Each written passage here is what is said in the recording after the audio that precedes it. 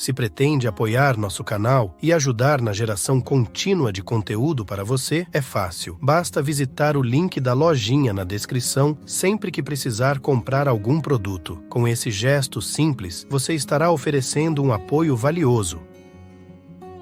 O que a gente precisa para a gente ser feliz? Nós falamos o tempo todo sobre essa tal felicidade. Nós acompanhamos o tempo todo as pessoas na tentativa de serem felizes. As nossas redes sociais, né? Tanta gente publicando aquilo que faz feliz. E até mesmo mentindo em torno daquilo que nos faz felizes. O que nos torna felizes? O que nos torna realizados? E a partir dessas perguntas, nós começamos a desmentir, porque nós mentimos para nós. Quantas vezes eu encontro pessoas, eu identifico isso em mim, uma estrutura mentirosa em torno da realização. Fingimos que estamos realizados. Fingimos que estamos sabendo o que deve ser feito. Ficamos muitas vezes na superfície das coisas, das situações, e nem temos coragem de tocar naquilo que de fato precisa ser tocado para que a nossa vida seja melhor. Nós temos tantas buscas. Às vezes você tenta ser feliz através do seu trabalho. Sim, trabalha porque você quer conquistar alguma coisa que lhe faça feliz. Namora. Tenta ser feliz através desse namoro, ou já se casou, tenta ser feliz neste casamento. Essa vida é tão curta, né? Para que a gente desperdice a oportunidade de sermos homens e mulheres realizados, realizadas, felizes. Porque esse é o desejo de Deus para nós. Conversão é isso. É você identificar se na estrutura da sua vida hoje existe alguma coisa que esteja sendo um obstáculo à sua realização humana. Então, quando eu olho para a estrutura da minha vida, aquilo que hoje eu preciso renunciar, eu estou vendo uma realidade que é favorável ao meu crescimento. Eu preciso identificar o que hoje, na estrutura da minha vida, está representando um obstáculo à minha realização. Pode ser que você identifique uma amizade, por exemplo. Uma pseudo-amizade, uma falsa amizade. Um coleguismo que tem sido um obstáculo para o seu crescimento espiritual, afetivo, humano. Então nós precisamos o tempo todo ir articulando a realidade que nos envolve. Eu gosto de chamar isso de as nossas ambiências. E a partir dessas ambiências a gente buscando honestamente estar no lugar que a gente realmente deveria estar. Eu acho que todo ser humano, ainda que não esteja muito consciente disso, está sempre tentando ser feliz, até quando erra. Até quando nós erramos, nós estamos de alguma forma tentando ser felizes. Pode ser que você esteja sob a influência de uma pessoa que não lhe quer bem, que esteja lhe viciando naquilo que lhe destrói, ou que esteja lhe retirando de um contexto de fidelidade a si mesmo. Sim, nós podemos muitas vezes ficar viciados em pessoas que nos fazem mal. E de repente o inimigo vai minando as nossas coragens, as nossas disposições, e a gente vai se afastando do caminho que Deus quer para nós. Volto a dizer que é um caminho de realização, é um caminho de felicidade. Deus não quer o nosso sofrimento. A gente sofre porque nós somos humanos, faz parte da nossa condição, mas é muito mesquinho a gente ficar pensando que Deus ficou mandando aqueles sofrimentos para nós. Não, Ele não precisa mandar, os sofrimentos estão diante, estão no caminho de todo aquele que quer viver bem. Da mesma forma como Ele também não pode nos livrar desses sofrimentos, porque faz parte da vida. Faz parte da vida sofrer. O que Ele nos assegura é a sua presença. Então requer muita honestidade intelectual. Nós estamos falando aqui de colocar a inteligência para funcionar. O que hoje na estrutura da minha vida é um obstáculo à minha realização humana? Você já me escutou falar aqui sobre realização humana? Que é justamente essa adequação que nós fazemos de tudo aquilo que nós podemos e não podemos. Sim, porque um ser humano realizado é aquele que já tomou conhecimento de tudo que pode e de tudo que não pode. E a partir deste poder e não poder, cria-se um espaço de satisfação. É a satisfação de ser quem é, de fazer o que faz, de trabalhar no que trabalha, de estudar o que estuda, de conviver com quem convive. E nem sempre nós conseguimos, dentro desta realização, fazer somente aquilo que nos agrada. Eu, particularmente, gente, gosto de pensar que Deus é sempre favorável, que a minha experiência com o Senhor é sempre favorável a mim. Nunca, nunca, nunca eu pude entender que a minha experiência com Deus pudesse ser um obstáculo para a minha realização humana. Deus quer o meu melhor. E há muito tempo eu fui arrancando de mim, algumas compreensões equivocadas de que Deus queria o meu sofrimento, por exemplo. Deus não tem nenhum interesse que você se torne uma pessoa infeliz. A infelicidade não é um projeto de Deus para a nossa vida. É por isso que no projeto que Ele tem para cada um de nós, Ele nunca retira os obstáculos. Porque nos obstáculos nós encontramos a força para a gente poder alcançar aquilo que a gente tanto deseja. Sim. Precisamos vencer diariamente os obstáculos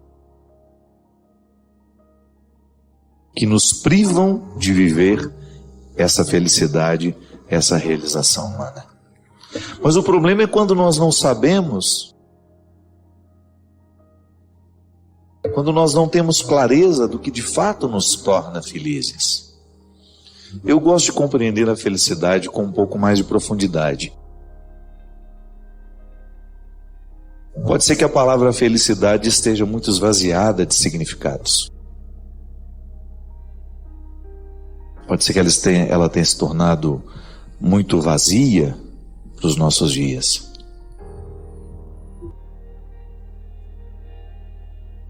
Crescemos muito quando somos desafiados. Muito mais do que quando somos bajulados. Quando nós aceitamos a provocação da própria vida. Sabe como que a vida nos provoca? Com o nosso mal-estar. Por isso que é tão perigoso tomar remédio para a tristeza. A não ser que tenha diagnosticado uma depressão química em você. E aí, minha gente, nunca é tarde para a gente poder mexer na estrutura da nossa vida, mudar os rumos. Da mesma forma como Jesus não teve medo de mudar a vida de quem passava por ele.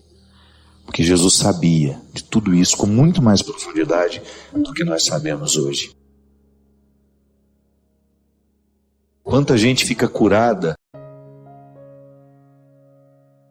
quando desiste de um emprego, por exemplo. Quando abre mão daquele emprego para ir ganhar menos, mas trabalhar em algo que se gosta. Quanta gente termina o seu conflito quando termina um relacionamento. Mas sofre, mas pelo menos está sofrendo para curar. Sim, mas geralmente quando as tristezas chegam e a gente entorpece com um comprimido, a gente perdeu a feliz oportunidade de descobrir o que nos incomodava. E aí a gente não muda o que incomoda. Você só vai jogando comprimidos sobre a sua tristeza. E por isso não resolve. Apenas vai passando de um dia para o outro, jogando o conflito para frente, quando na verdade o que resolveria, que retiraria a necessidade do comprimido é um enfrentamento, uma mudança das peças do tabuleiro. Quantas pessoas resolvem suas tristezas, suas angústias, quando são capazes de colocar as pessoas nos lugares certos?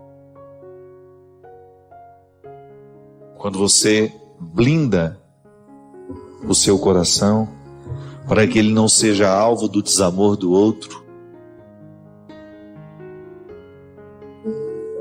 Quantas pessoas melhoram,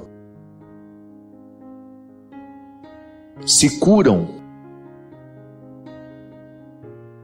quando são capazes de trancar uma matrícula na faculdade e dizer: não é isso que eu quero para mim. Eu me lembro que uma vez eu encontrei uma menina que estava fazendo a faculdade para agradar a mãe. E ela me falou isso. Ela teve coragem de dizer. Perguntei para ela: o que você estuda? Ela falou: arquitetura. E você gosta de arquitetura? Ela: não, eu estou fazendo porque minha mãe quer que eu faça. E eu achei aquilo muito cruel, né? Uma faculdade de arquitetura dura uns 5 anos na vida. Fazer o oposto do que se pretende para agradar a mãe, alguma coisa está errada nessa relação. Tenho uma dúvida que me martiriza muito, padre. No ano de 2003, perdi meu filho de 33 anos. Foi assassinado quando tentavam lhe roubar o celular. Venderam o celular por R$20, padre. Esse foi o preço da vida do meu filho. Ele, que era um homem tão bom, tão amado por mim e por todos com quem ele convivia, sua vida foi arrancada a troco de nada. R$20 que usaram para comprar drogas. Eu não me conformo, padre. Nunca me conformarei. Penso muito em vingança. Quando tudo aconteceu, me afastei da igreja, minha fé ficou muito abalada, fiquei anos sem ir à missa. Agora, com a graça de Deus e de Maria, vou à missa, assisto os programas do Senhor, alguns programas da Canção Nova, mas mesmo assim ainda não encontrei a paz que eu tanto preciso. Estou com uma dúvida e preciso de sua ajuda para responder. Se Jesus sofreu tanto para salvar a vida de todos os pecadores, essa pessoa que fez isso com meu filho, que mudou a minha vida, vai ser salva, padre? Esse assassino vai ser perdoado? E eu, padre Fábio? E eu? E o meu sofrimento de mãe, que perdeu o filho, onde fica? Me ajude a acabar com essa dúvida, padre. Me ajude a tirar isso de dentro do meu coração. Minha filha, nós não temos como arrancar de dentro de nós nenhum sentimento negativo se antes a gente não se reconciliar com as situações que o geram. O desconforto da alma da senhora não é por acaso. Ele nasce justamente da sua indignação de saber que seu filho foi morto por causa de um celular que foi vendido por R$20. Essa é a sentença da senhora. Essa é a condenação. Que nem sei se esse menino vai ser perdoado ou não, o que matou o filho da senhora? Eu não sei. Eu não conheço a vida dele. Eu não sei se ele se arrependeu dos erros. Eu não sei como é que ele vai encontrar a morte. Em que situação ele estará no momento em que se despedir dessa vida.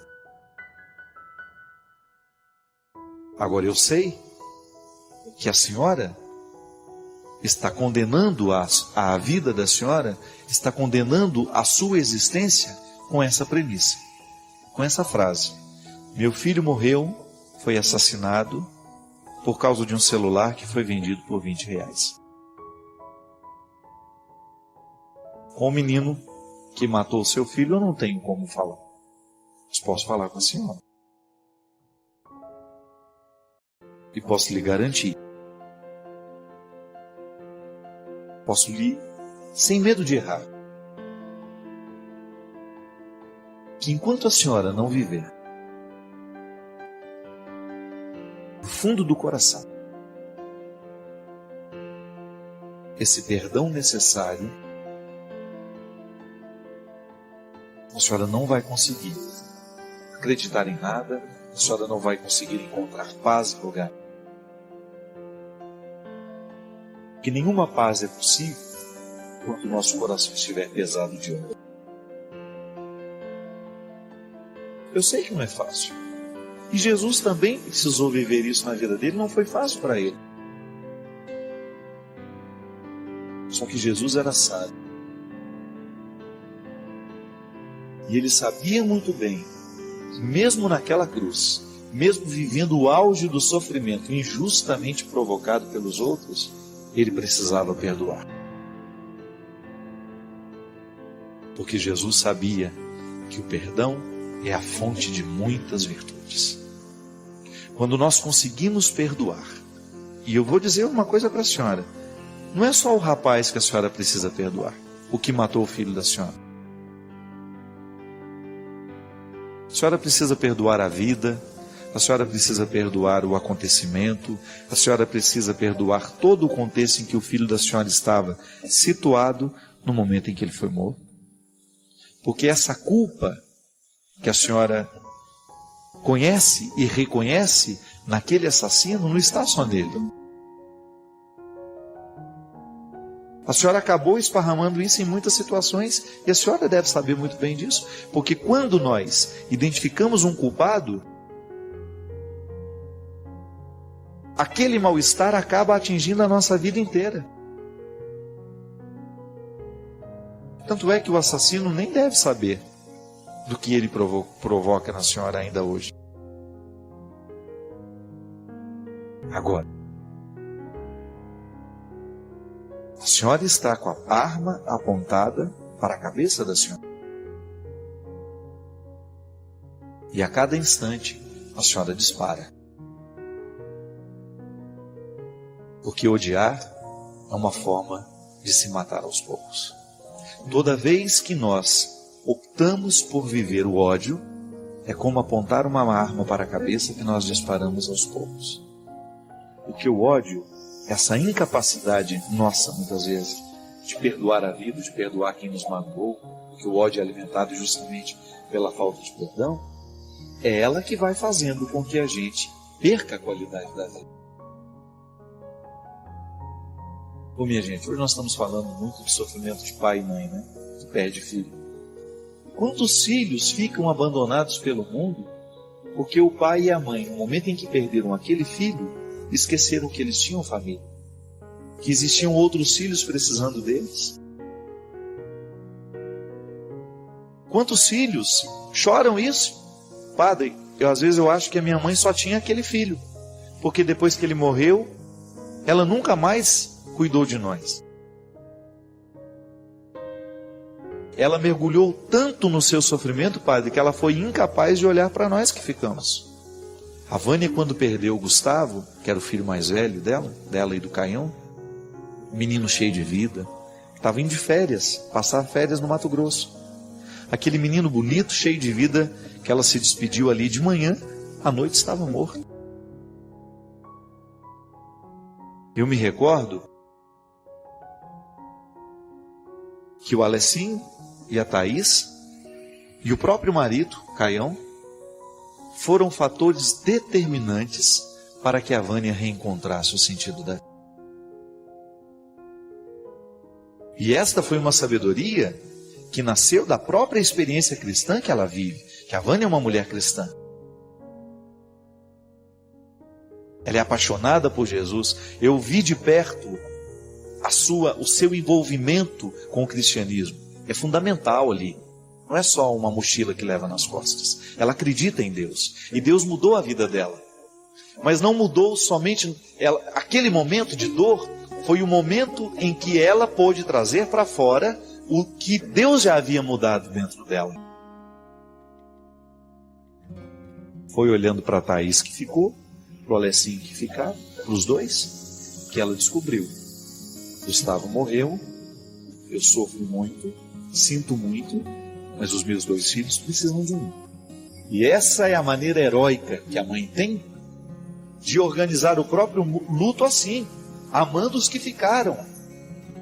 Porque o luto é traiçoeiro. Se a gente não cuida, por causa do ódio que a gente sente de ter perdido aquele filho, a gente esquece os que ficaram.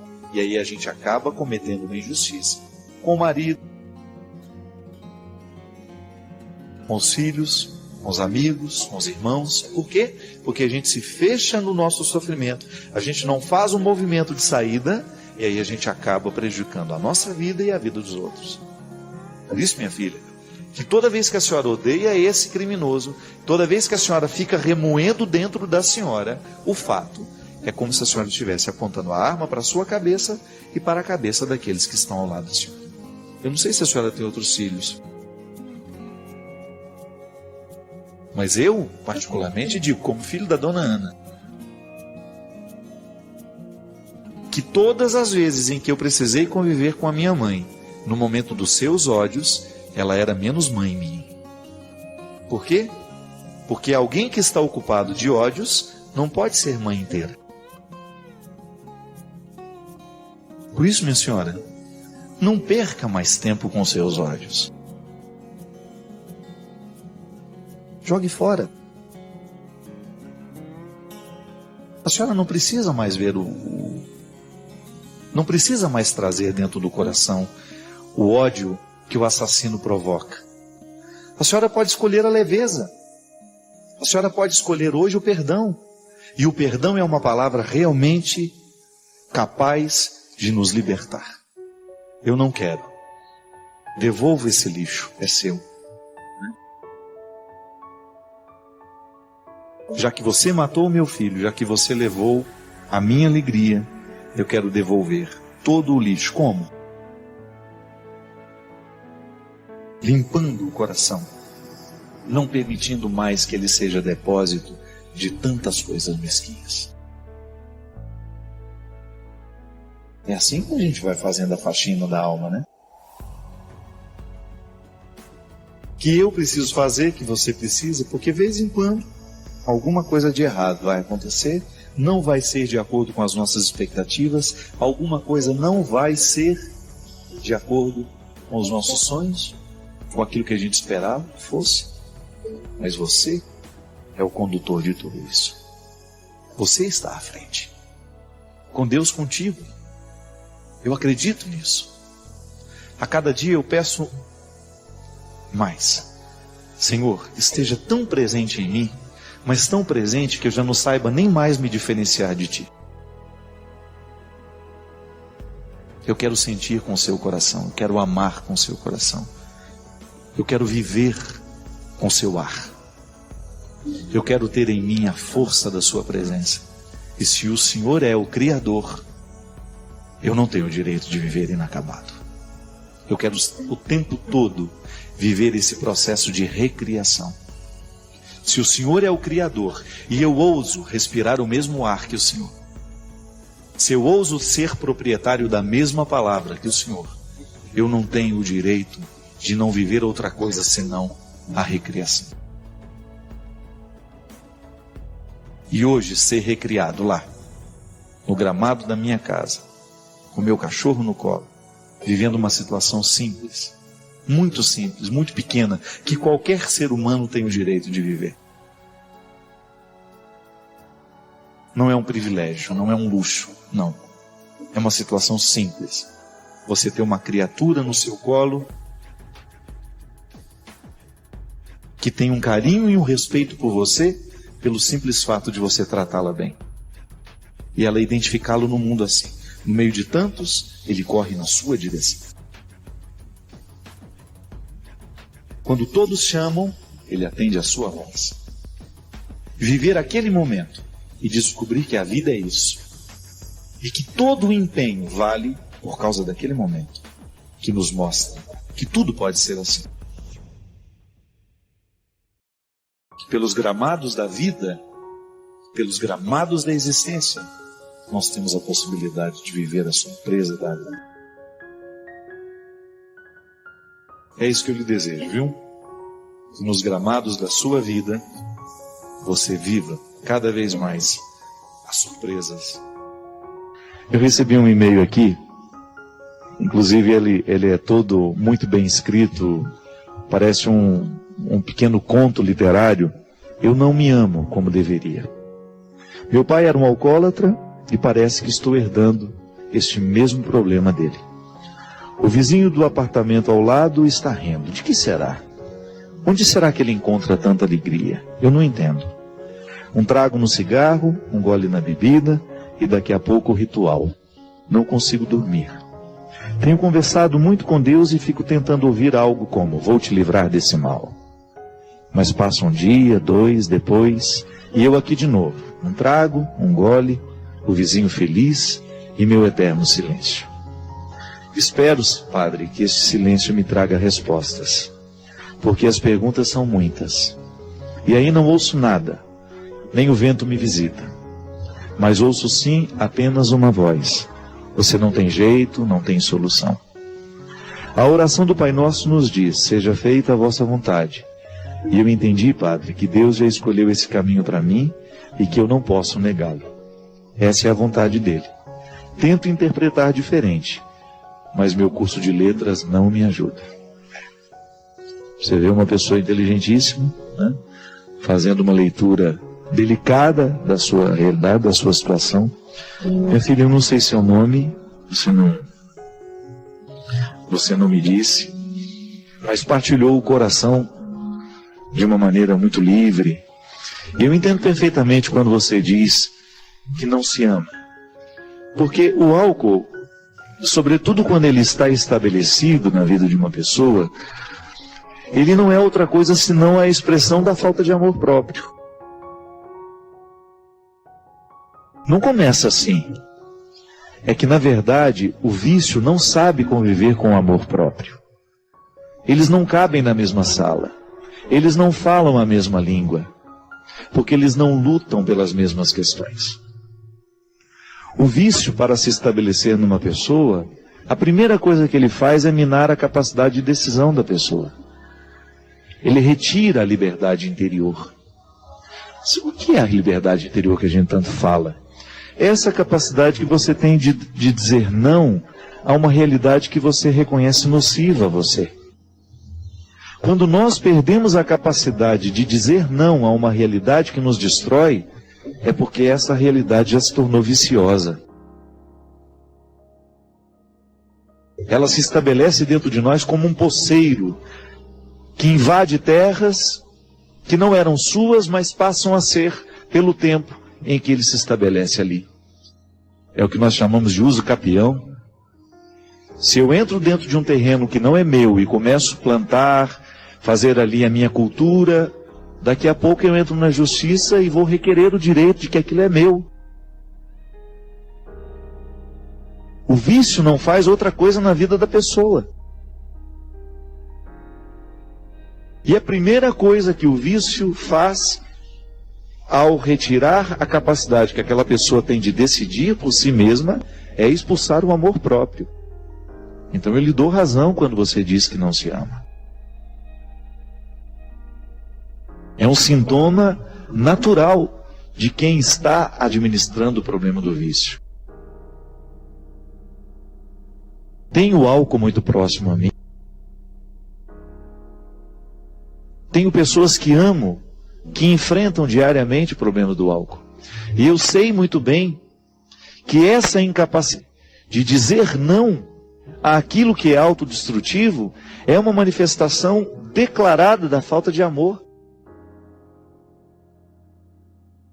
É que, na verdade, minha gente, o amor próprio, ele funciona como uma imunidade. Quando seus filhos são pequenos, você vai, leva ao posto, você faz toda a tabela de vacinação, porque você sabe que um vírus bobo pode matar um recém-nascido. Ele não tem imunidade ainda. O que é a imunidade? É a capacidade que o corpo tem de livrar-se das doenças. Os médicos nos dizem que todos os dias nós produzimos células cancerígenas. Mas que o sistema imunológico reconhece aquela célula e expulsa. Quando eu era menino, a gente, ao estudar o sistema imunológico, na aula de biologia, a professora, para falar numa linguagem simples que nós poderíamos entender, ela dizia que era um exército de soldadinhos que iam à frente, capturando os vírus, as bactérias, tudo aquilo que pode ser nocivo à nossa vida, e expulsando, para que o que é nocivo não se estabeleça e não mate o saudável em nós. Quando o sistema imunológico está baixo, ele está sofrendo, quando ele não está com todas as suas possibilidades, as células cancerígenas ganham força dentro de nós. É por isso que os médicos dizem que hoje o câncer está muito associado também a estilo de vida. O estresse abaixa a nossa imunidade. A gente fica menos capaz de lutar pela saúde. Estranho isso, né? A gente vai, através da alimentação, da falta de atividade física, a gente vai fragilizando a saúde e o nosso sistema imunológico vai sofrendo. Quem tem afta, primeira coisa que a gente fala, baixou a imunidade, vem a afta, vem a herpes, vem a gripe, o resfriado. O amor próprio funciona na nossa vida emocional da mesma maneira como a imunidade na prevenção das doenças. Quando uma pessoa está com uma boa dose de amor próprio, quando ela administra diariamente esse zelo por si mesmo, por si mesma, essa pessoa vai pensar 2, 3 vezes antes de assumir um comportamento autodestrutivo. Isso vale até para os relacionamentos.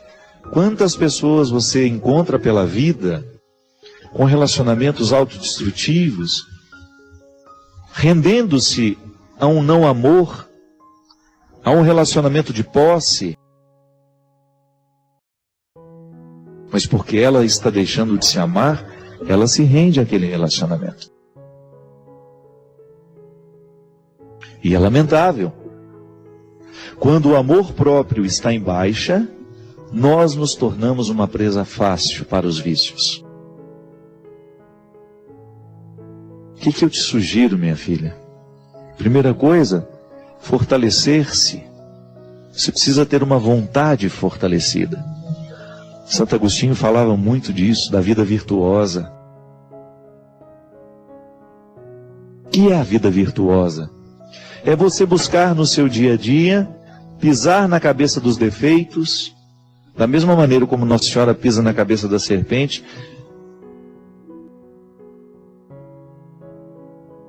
na representação da imagem que nós conhecemos, a Nossa Senhora das Graças, né? Que pisa na cabeça da serpente.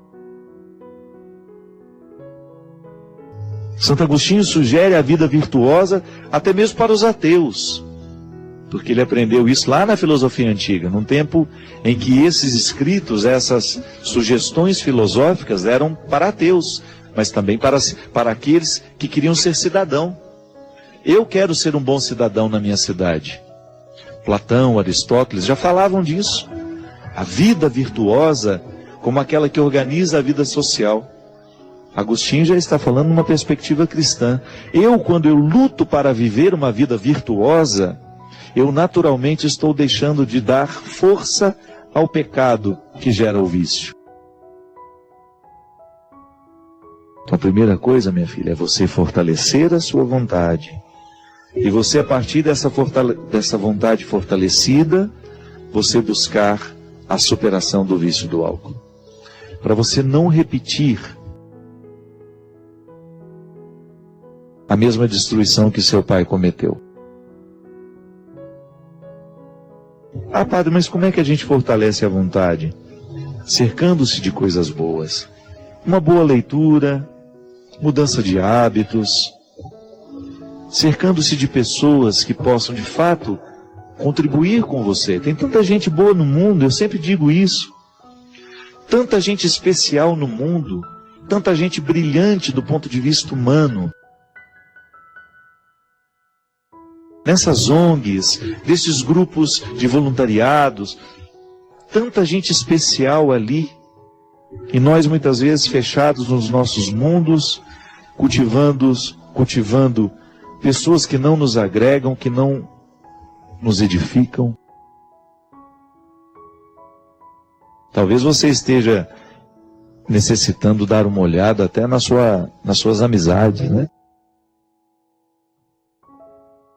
É muito perigoso você identificar que no seu ciclo de amizades, isso é, de pessoas que exercem uma autoridade afetiva sobre você, estão aquelas que corroboram o seu vício. Estão aquelas que não lhe ajudam a vencer o que você precisa vencer. Rezo por você, minha filha. Quero que você tenha êxito, para que você tenha êxito na sua luta, para que você volte a se amar, que você redescubra o seu valor como pessoa e que você não se renda a tudo isso que está lhe destruindo. Tenho uma dúvida que me martiriza muito, padre. No ano de 2003, perdi meu filho de 33 anos. Foi assassinado quando tentavam lhe roubar o celular. Venderam o celular por R$20, padre. Esse foi o preço da vida do meu filho. Ele, que era um homem tão bom, tão amado por mim e por todos com quem ele convivia, sua vida foi arrancada a troco de nada. R$20 que usaram para comprar drogas. Eu não me conformo, padre. Nunca me conformarei. Penso muito em vingança. Quando tudo aconteceu, me afastei da igreja, minha fé ficou muito abalada, fiquei anos sem ir à missa. Agora, com a graça de Deus e de Maria, vou à missa, assisto os programas do Senhor, alguns programas da Canção Nova, mas mesmo assim ainda não encontrei a paz que eu tanto preciso. Estou com uma dúvida e preciso de sua ajuda para responder. Se Jesus sofreu tanto para salvar a vida de todos os pecadores, essa pessoa que fez isso com meu filho, que mudou a minha vida, vai ser salva, padre? Esse assassino vai ser perdoado? E eu, padre Fábio? E eu? E o meu sofrimento de mãe, que perdeu o filho, onde fica? Me ajude a acabar com essa dúvida, padre. Me ajude a tirar isso de dentro do meu coração. Minha filha, nós não temos como arrancar de dentro de nós nenhum sentimento negativo se antes a gente não se reconciliar com as situações que o geram. O desconforto da alma da senhora não é por acaso. Ele nasce justamente da sua indignação de saber que seu filho foi morto por causa de um celular que foi vendido por R$20. Essa é a sentença da senhora. Essa é a condenação. Que nem sei se esse menino vai ser perdoado ou não, o que matou o filho da senhora, eu não sei. Eu não conheço a vida dele. Eu não sei se ele se arrependeu dos erros. Eu não sei como é que ele vai encontrar a morte. Em que situação ele estará no momento em que se despedir dessa vida. Agora eu sei que a senhora está condenando a vida da senhora, está condenando a sua existência com essa premissa, com essa frase: meu filho morreu, foi assassinado por causa de um celular que foi vendido por R$20.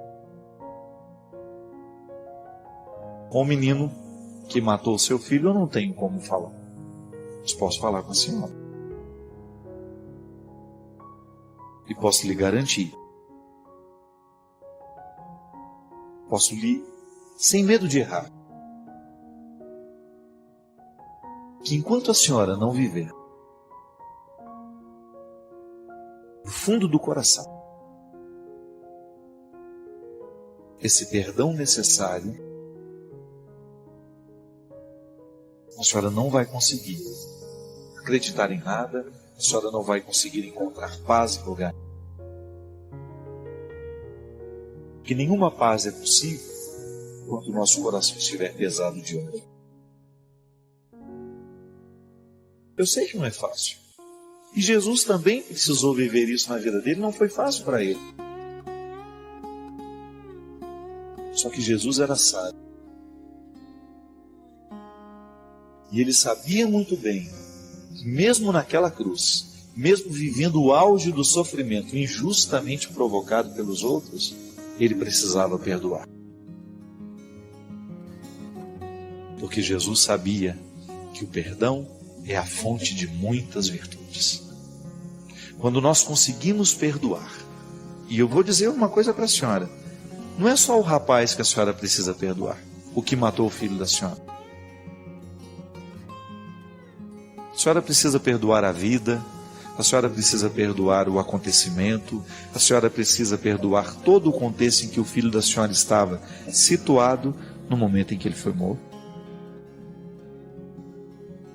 Porque essa culpa que a senhora conhece e reconhece naquele assassino não está só nele. A senhora acabou esparramando isso em muitas situações e a senhora deve saber muito bem disso, porque quando nós identificamos um culpado, aquele mal-estar acaba atingindo a nossa vida inteira. Tanto é que o assassino nem deve saber do que ele provoca na senhora ainda hoje. Agora, a senhora está com a arma apontada para a cabeça da senhora. E a cada instante, a senhora dispara. Porque odiar é uma forma de se matar aos poucos. Toda vez que nós optamos por viver o ódio, é como apontar uma arma para a cabeça que nós disparamos aos poucos. Porque o ódio, essa incapacidade nossa, muitas vezes, de perdoar a vida, de perdoar quem nos magoou, porque o ódio é alimentado justamente pela falta de perdão, é ela que vai fazendo com que a gente perca a qualidade da vida. Ô, minha gente, hoje nós estamos falando muito de sofrimento de pai e mãe, né? Que perde filho. Quantos filhos ficam abandonados pelo mundo porque o pai e a mãe, no momento em que perderam aquele filho, esqueceram que eles tinham família, que existiam outros filhos precisando deles? Quantos filhos choram isso? Padre, às vezes eu acho que a minha mãe só tinha aquele filho, porque depois que ele morreu, ela nunca mais cuidou de nós. Ela mergulhou tanto no seu sofrimento, padre, que ela foi incapaz de olhar para nós que ficamos. A Vânia, quando perdeu o Gustavo, que era o filho mais velho dela e do Caião, menino cheio de vida, estava indo de férias, passar férias no Mato Grosso. Aquele menino bonito, cheio de vida, que ela se despediu ali de manhã, à noite estava morto. Eu me recordo que o Alessim e a Thaís e o próprio marido, Caião, foram fatores determinantes para que a Vânia reencontrasse o sentido da vida. E esta foi uma sabedoria que nasceu da própria experiência cristã que ela vive, que a Vânia é uma mulher cristã. Ela é apaixonada por Jesus. Eu vi de perto o seu envolvimento com o cristianismo. É fundamental ali. Não é só uma mochila que leva nas costas. Ela acredita em Deus. E Deus mudou a vida dela. Mas não mudou somente ela. Aquele momento de dor foi o momento em que ela pôde trazer para fora o que Deus já havia mudado dentro dela.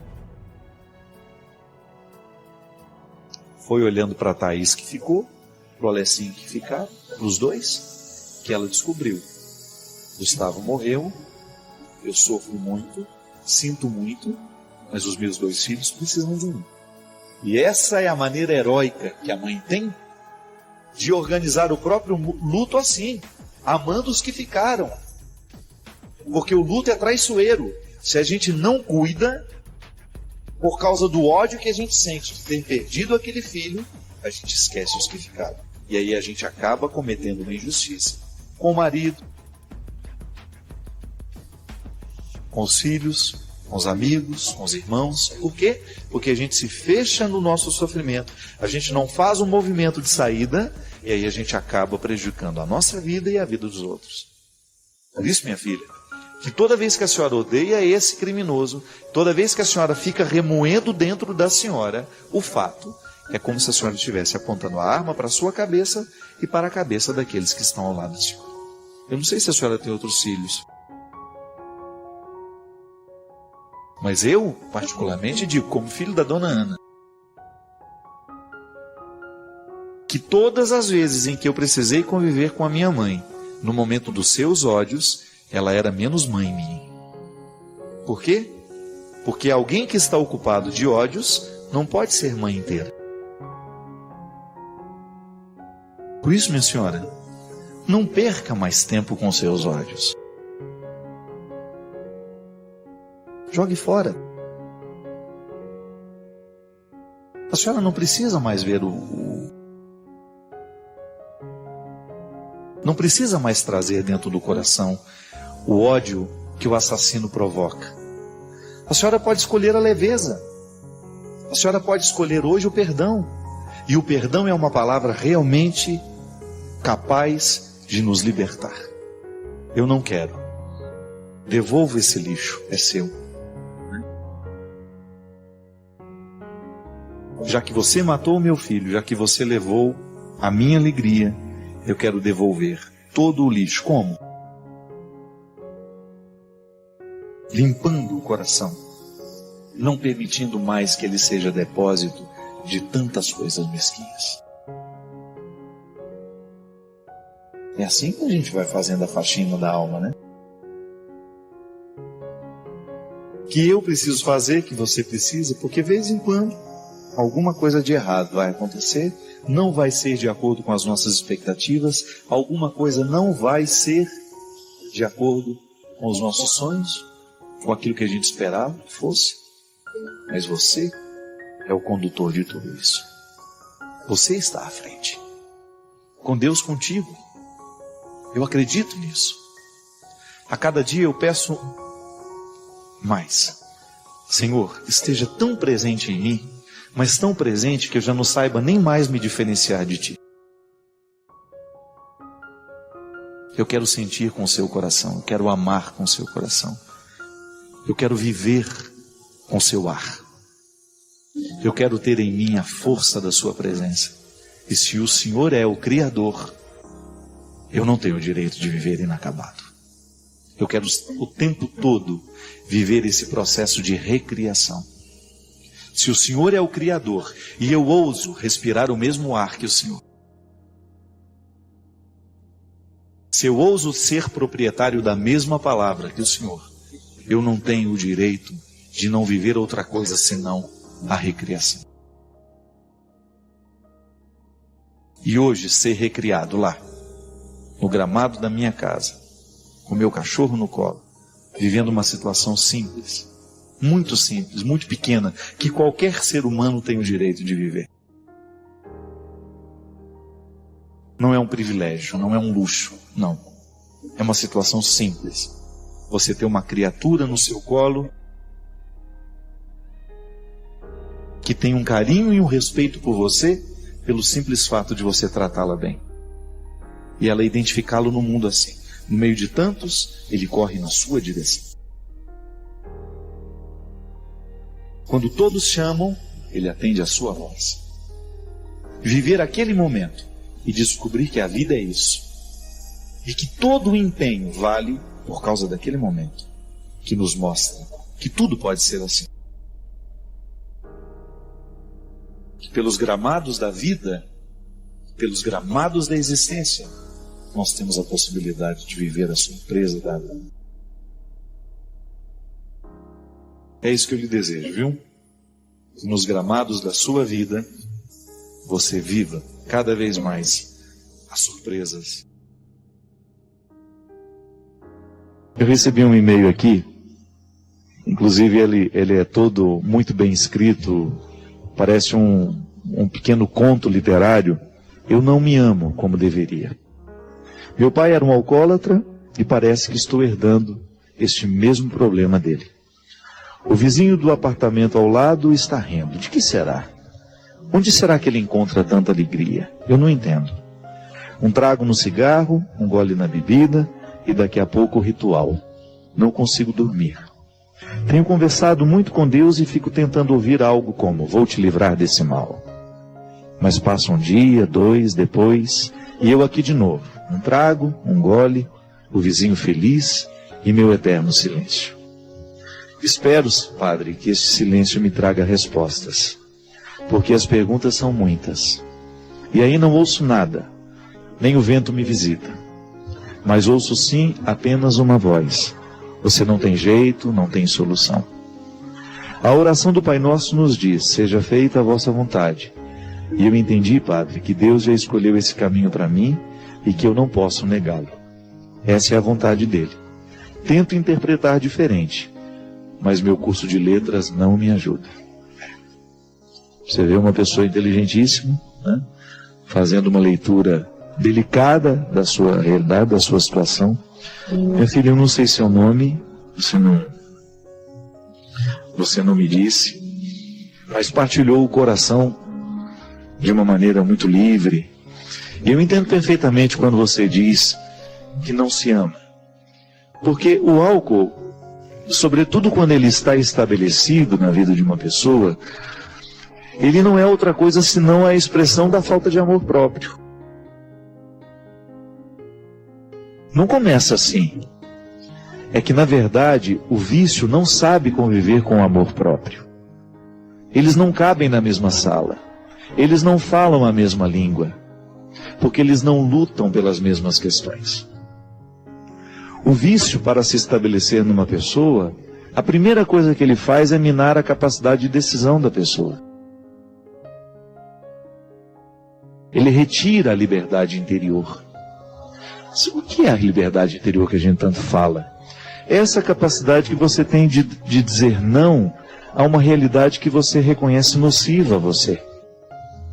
Quando nós perdemos a capacidade de dizer não a uma realidade que nos destrói, é porque essa realidade já se tornou viciosa.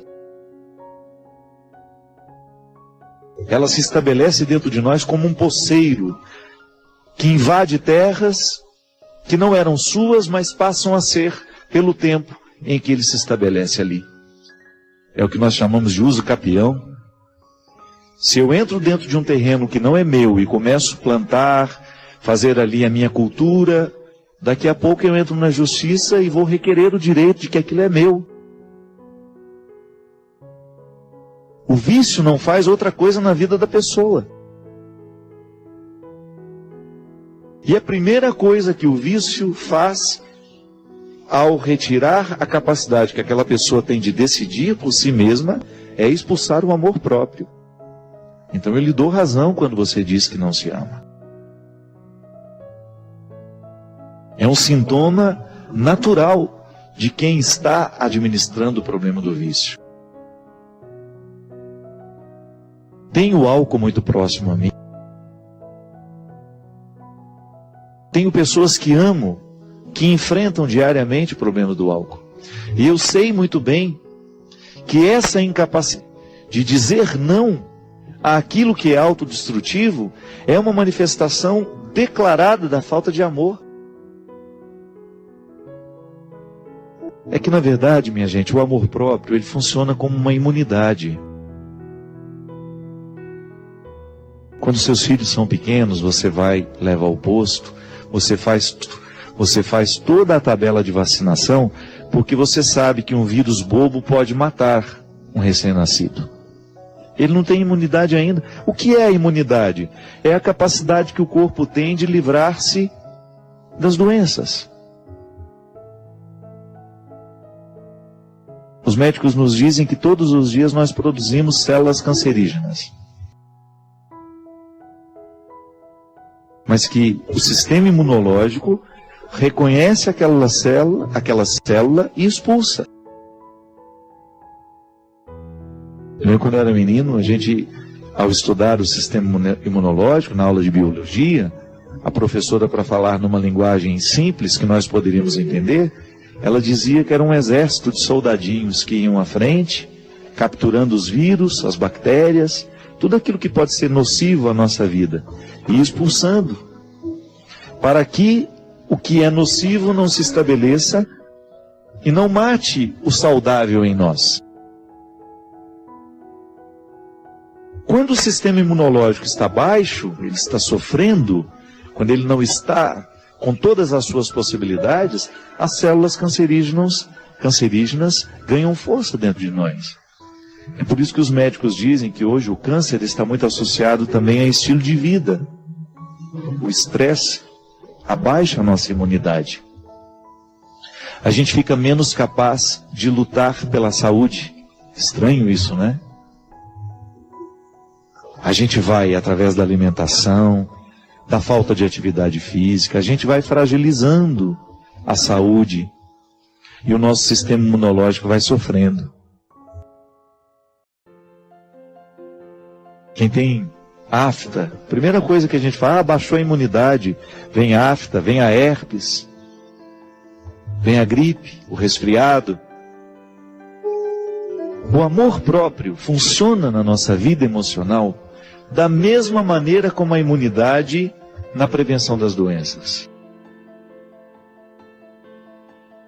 Quando uma pessoa está com uma boa dose de amor próprio, quando ela administra diariamente esse zelo por si mesmo, por si mesma, essa pessoa vai pensar 2, 3 vezes antes de assumir um comportamento autodestrutivo. Isso vale até para os relacionamentos. Quantas pessoas você encontra pela vida com relacionamentos autodestrutivos, rendendo-se a um não amor, a um relacionamento de posse, mas porque ela está deixando de se amar, ela se rende àquele relacionamento. E é lamentável. Quando o amor próprio está em baixa, nós nos tornamos uma presa fácil para os vícios. O que eu te sugiro, minha filha? Primeira coisa, fortalecer-se. Você precisa ter uma vontade fortalecida. Santo Agostinho falava muito disso, da vida virtuosa. O que é a vida virtuosa? É você buscar no seu dia a dia, pisar na cabeça dos defeitos, da mesma maneira como Nossa Senhora pisa na cabeça da serpente, na representação da imagem que nós conhecemos, a Nossa Senhora das Graças, né? Que pisa na cabeça da serpente. Santo Agostinho sugere a vida virtuosa até mesmo para os ateus, porque ele aprendeu isso lá na filosofia antiga, num tempo em que esses escritos, essas sugestões filosóficas eram para ateus, mas também para aqueles que queriam ser cidadão. Eu quero ser um bom cidadão na minha cidade. Platão, Aristóteles já falavam disso. A vida virtuosa como aquela que organiza a vida social. Agostinho já está falando numa perspectiva cristã. Quando eu luto para viver uma vida virtuosa, eu naturalmente estou deixando de dar força ao pecado que gera o vício. Então a primeira coisa, minha filha, é você fortalecer a sua vontade. E você, a partir dessa vontade fortalecida, você buscar a superação do vício do álcool. Para você não repetir a mesma destruição que seu pai cometeu. Ah, padre, mas como é que a gente fortalece a vontade? Cercando-se de coisas boas.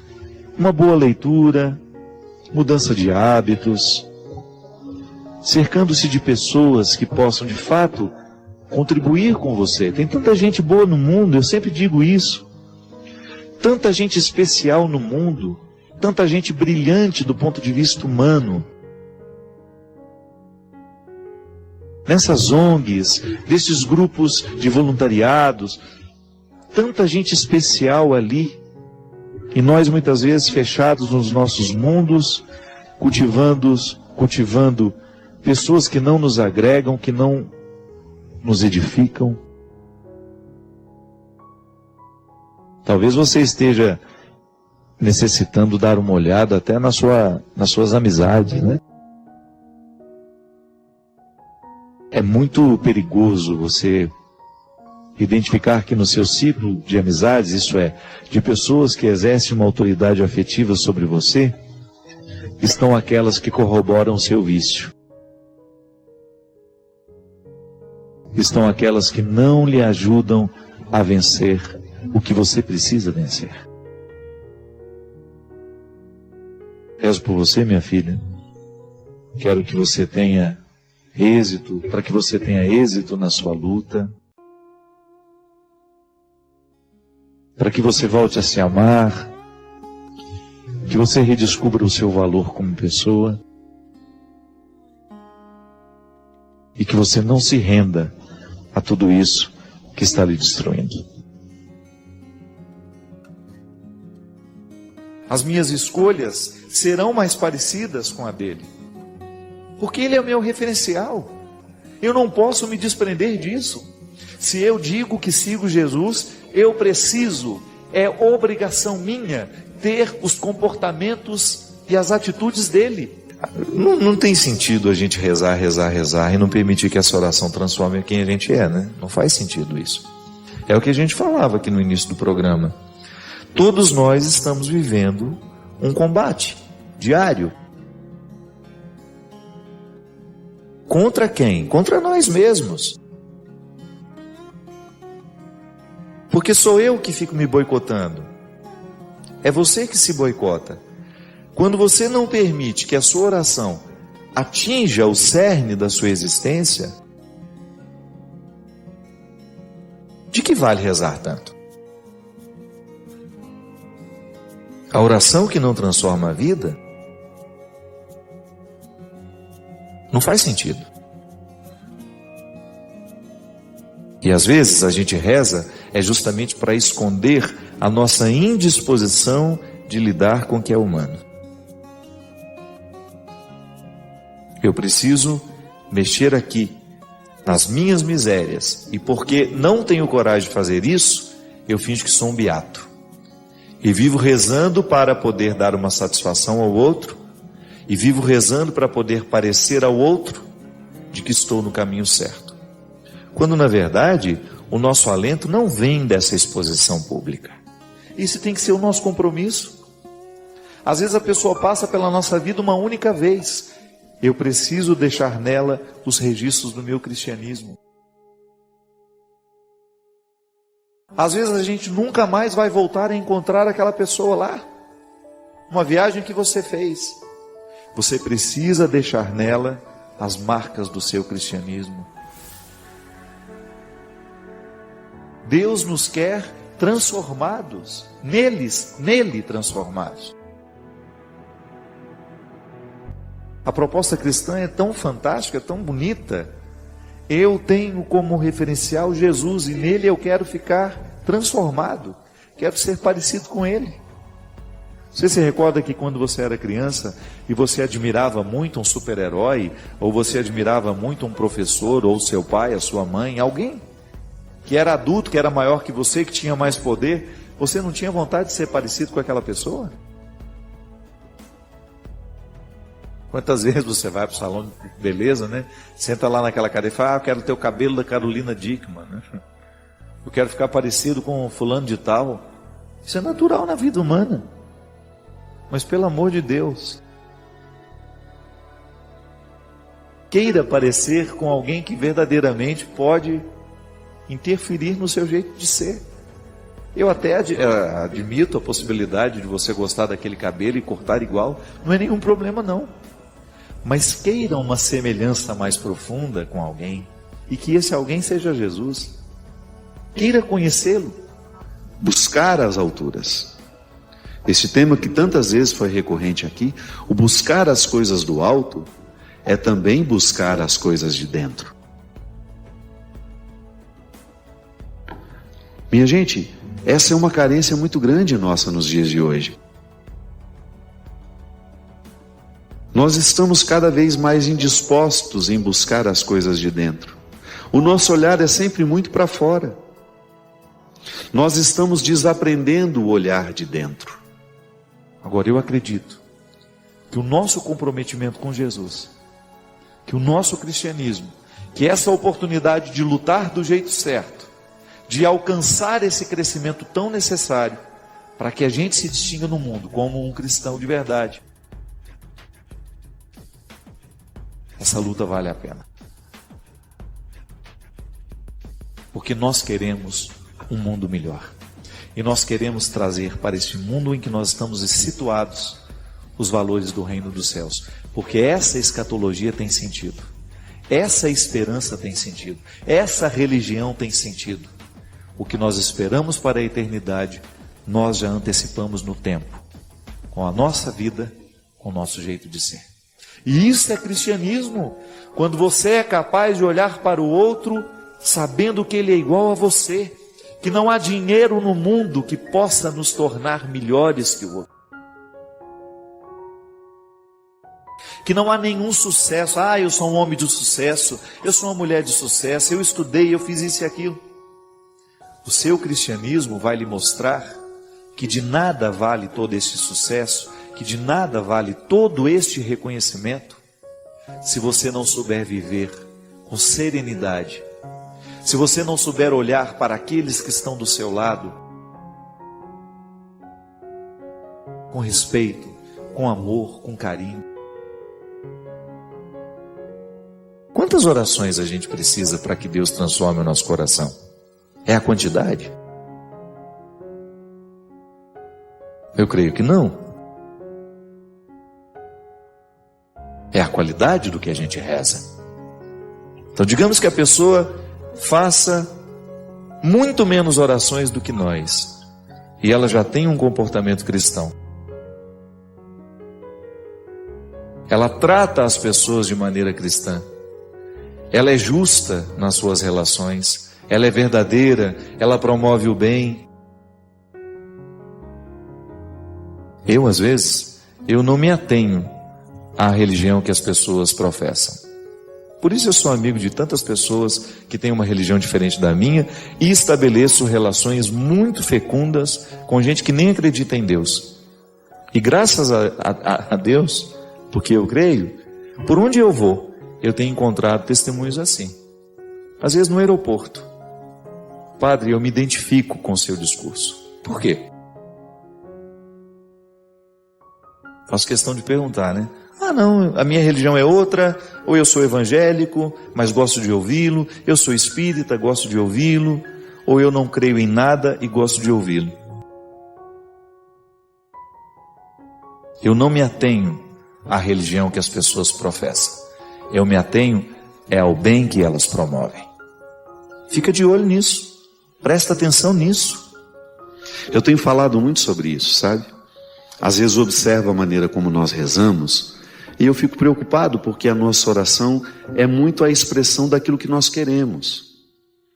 Nós rezamos e pedimos muito a Deus o que a gente quer. Mas eu não acho isso muito honesto. Porque pode ser que o que nós hoje estejamos pedindo, fruto do querer que nós conhecemos, porque o querer está muito mais à flor da pele. O que você quer? É mais fácil dizer do que se nós precisássemos dizer o que nós necessitamos. Então, quando a nossa oração é excessivamente a expressão do nosso querer, pode ser que ela não surta efeito, porque a gente acha que nós não estamos sendo correspondidos por aquilo que nós pedimos. Deus não esteja dando aquilo que a gente quer.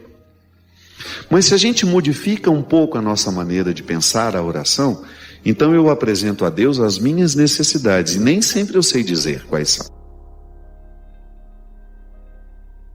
Porque eu fico muito preocupado com o que eu quero, eu não chego àquilo que eu necessito. A alma precisa de exercícios, assim como o corpo também. Por isso que a gente aprende. E tem muitos educadores cristãos, católicos, que entraram para a história justamente porque valorizavam as disciplinas do corpo, devem ser aplicadas nas disciplinas da alma, do conhecimento, do espírito. Aí você pode pegar todas as dimensões que não são materiais em nós. E as disciplinas da alma precisam ser aplicadas também nas disciplinas do corpo. É a visão integral do ser humano como totalidade. Aí tem aquela célebre frase: corpo são, mente sã. Mas às vezes hoje as pessoas, minha gente, elas estão muito indispostas ao movimento que leva para dentro. Elas estão muito ligadas o tempo todo, conectadas o tempo todo, na necessidade de dar respostas, de dar argumentos, de apresentar resultados. E ela vai desaprendendo de olhar-se.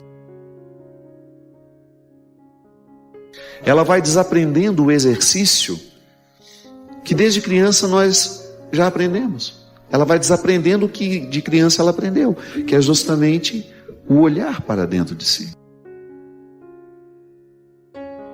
Porque o que faz a diferença é a lei que nós temos no coração, é a nossa capacidade de ser honesto com as pequenas coisas. Não tem aquela frase? Quer conhecer alguém? Dê poder a ela. Quer conhecer uma pessoa? Dê poder a essa pessoa. Eu estou falando dessa religião que nós precisamos praticar nas pequenas coisas. Quando você vai lá acertar o salário com o seu funcionário, e você precisa ser justo com ele, porque ele trabalhou. Quando você não explora o outro, quando você paga o que é justo, por aquilo que foi feito, por aquilo que foi trabalhado, quando você é capaz de olhar para o seu funcionário e não reconhecer nele um ser humano de segunda categoria, mas é um ser humano igual a você. Talvez você tenha tido um pouco mais de oportunidades na vida, ganhou um pouco mais de dinheiro e esteja numa situação satisfatória. Seu funcionário não, mas ele é ser humano igual a você. Não é o fato de você ter dinheiro que o torna melhor que essa pessoa, não. Jesus nos deu exemplos muito claros de como ele era um especialista em olhar para dentro e fazer com que aqueles que passavam pela vida dele também se tornassem adeptos do olhar para dentro. Você sabe que até os ateus se curvam diante da proposta de Jesus? Por quê?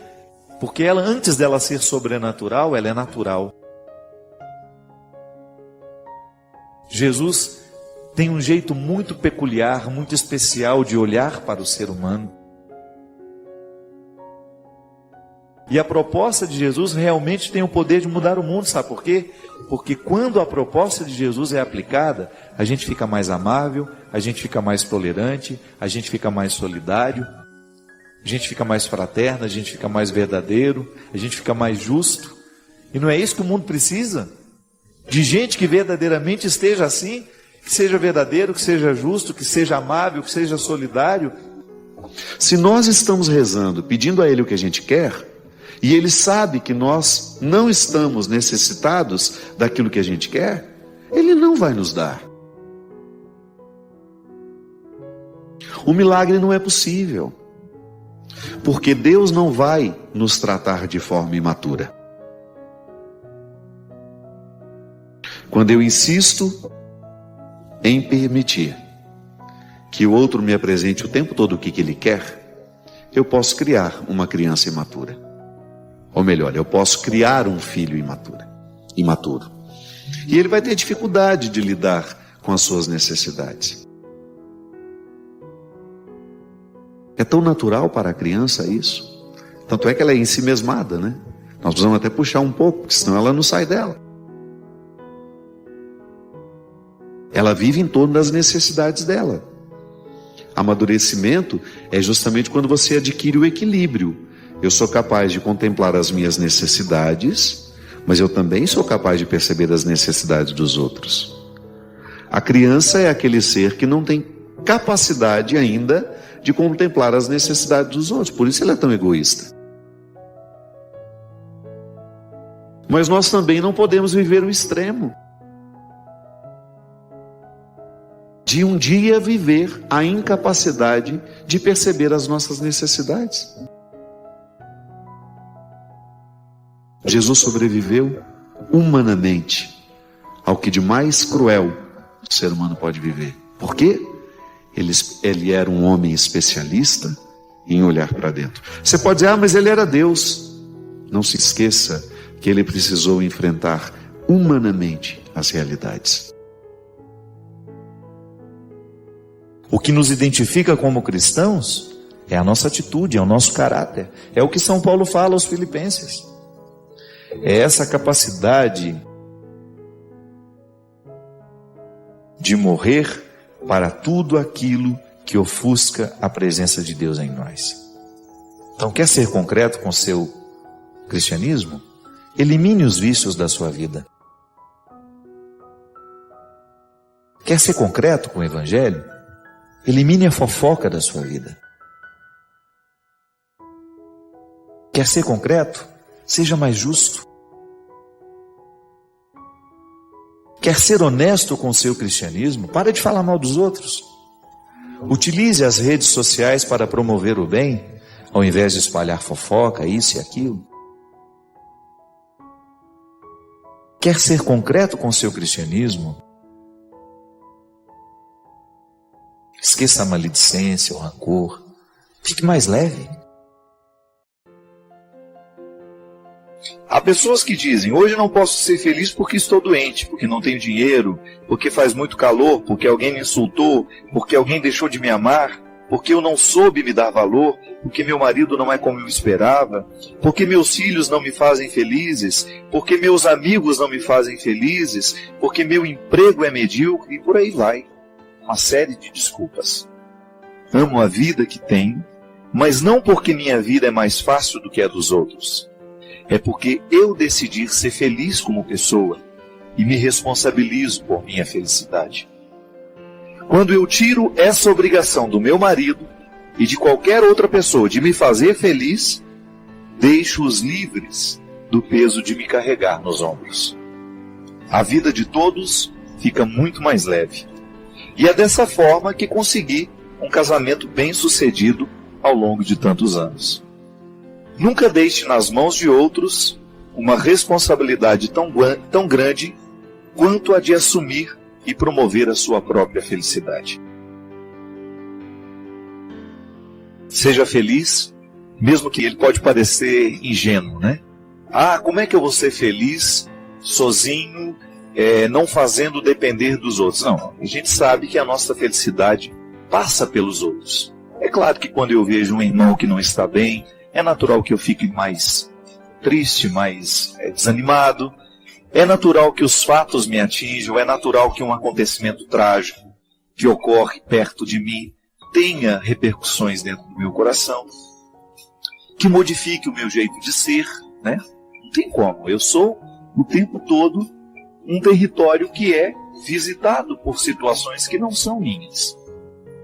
Aliás, às vezes eu fico pensando que boa parte das situações que nos infelicitam não são nossas, não são problemas nossos, mas são problemas de pessoas diretamente ligadas a nós. Mas aí existe uma pequena diferença que a gente precisa salientar.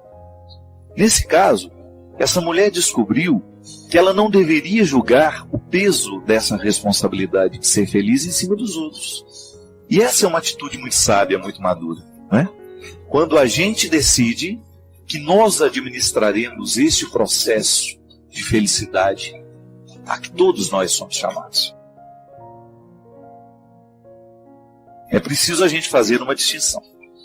O conceito de felicidade é muito mais amplo do que este conceito vazio que muitas vezes nós escutamos por aí. Às vezes, quando a gente escuta a palavra felicidade, a gente corre o risco de pensar que ela nasce facilmente, que a felicidade é uma ausência de problemas, né? Que ser feliz é você estar conformizado, né? Ou de acordo com a realização dos sonhos, que ser feliz é você ter um ambiente harmonioso ao seu redor. Não. A gente sabe que a felicidade, ela é possível, mesmo quando as coisas não estão de acordo com a nossa vontade. Mas para isso a gente precisa desenvolver, dentro do nosso coração, uma imunidade, né? Uma proteção, um sistema de proteção que impeça os ataques a este processo de felicidade, que eu prefiro chamar de realização humana. O ser humano feliz é aquele ser humano realizado, isto é, pegou tudo aquilo que ele tinha como possibilidades, também defeitos, ninguém tem só possibilidades, e conseguiu trabalhar bem a partir da matéria-prima que tem, que recebeu. Então tem lá alguns talentos, fez de tudo para desenvolvê-los, para crescer nesses talentos, fez de tudo para administrar bem os seus defeitos, os seus limites, e conseguiu harmonizar-se de um jeito que ele possa conviver bem com as pessoas.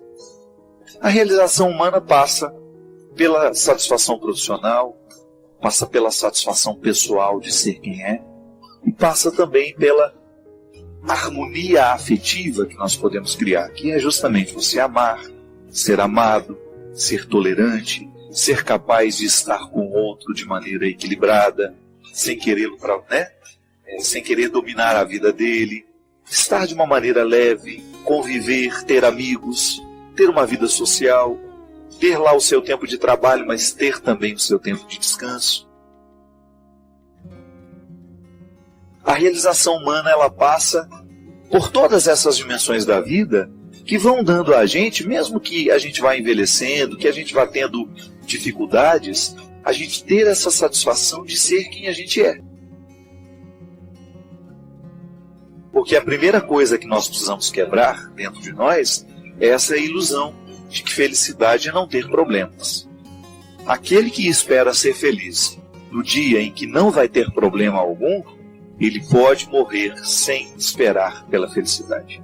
Essa felicidade não acontece assim.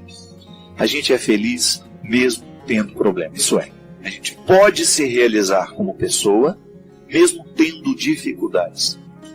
E eu ousaria dizer que a dificuldade é um instrumental muito interessante para nos ajudar a ser felizes. Às vezes, porque estamos movidos por ansiedades que nos predeterminam, transformamos o que o outro nos disse naquilo que gostaríamos de ouvir. Por que a gente faz isso, né? É tão comum. Às vezes o outro nos diz alguma coisa e a nossa ansiedade é tão grande que nós já transformamos o que o outro nos diz naquilo que nós gostaríamos de ouvir. Ou então naquilo que nós imaginaríamos que o outro nos diria, né? O que também é um erro, que a gente coloca o outro dentro de uma prisão, impedindo-o de ser quem ele é e inclusive de dizer o que ele diz.